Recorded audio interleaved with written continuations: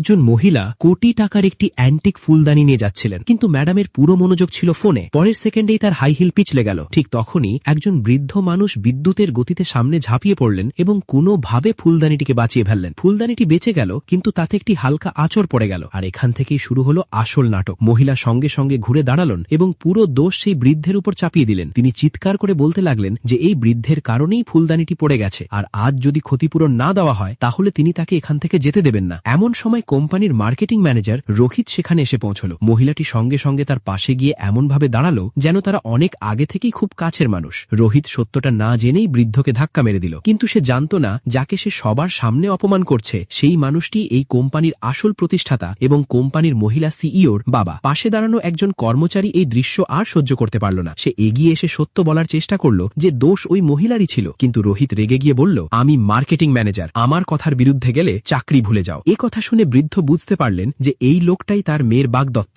আসলে তিনি সাধারণ পোশাকে শুধু তার ভবিষ্যৎ জামাইয়ের চরিত্র দেখতে এসেছিলেন, কিন্তু এখানে তো পুরো সত্যটাই সামনে চলে এলো। ওদিকে সিইও তার বাবার অপেক্ষা করছিলেন। অনেকক্ষণ হয়ে যাওয়ার পরও যখন তিনি অফিসে পৌঁছলেন না, তখন তিনি ফোন করলেন, কিন্তু ফোন ধরার আগেই রোহিত মোবাইলটি কেড়ে নিয়ে মাটিতে ছুঁড়ে ফেলল। এরপর গার্ডদের আদেশ দিল, এই বুড়োকে সিসিটিভির ব্লাইন্ড স্পটে নিয়ে গিয়ে মারো যতক্ষণ না সে নিজের দোষ স্বীকার করে। বৃদ্ধ হালকা হেসে বললেন, আমি এই কোম্পানির চেয়ারম্যান। কিন্তু রোহিত আরো জোরে হেসে উঠল। উল্টো সে বৃদ্ধের বিরুদ্ধে চেয়ারম্যান সেজে থাকার অভিযোগ তুলল। এরপর গার্ডরা মিলে তাকে মারতে শুরু করল। ঠিক তখনই সিঁড়ি দিয়ে নিচে নামতে থাকা সিইও পুরো ঘটনাটি নিজের চোখে দেখলেন। তিনি রেগে গিয়ে বললেন, এখানে কি হচ্ছে? রোহিত সঙ্গে সঙ্গে অভিনয় শুরু করল। সে বলল, এই বুড়ো লোকটা কোম্পানিতে ঝামেলা করছিল এবং মেয়েদের বিরক্ত করছিল। পাশে দাঁড়ানো মহিলাটিও নকল কান্না করে বলল, সে আমাকে খারাপভাবে স্পর্শ করার চেষ্টা করেছে। সিইও শুধু এতটুকুই বললেন, বিষয়টা আর বাড়িও না, তাকে বাইরে বের করে দাও। কারণ তিনি তখনও জানতেন না যে যার সঙ্গে এসব হচ্ছে তিনি তার নিজের বাবা। এরপর গার্ডরা বৃদ্ধের জিনিসপত্র তল্লাশি করতে শুরু করলো। তার ব্যাগ, কাপড় সব মাটিতে ফেলা হলো। একজন গার্ড বলল,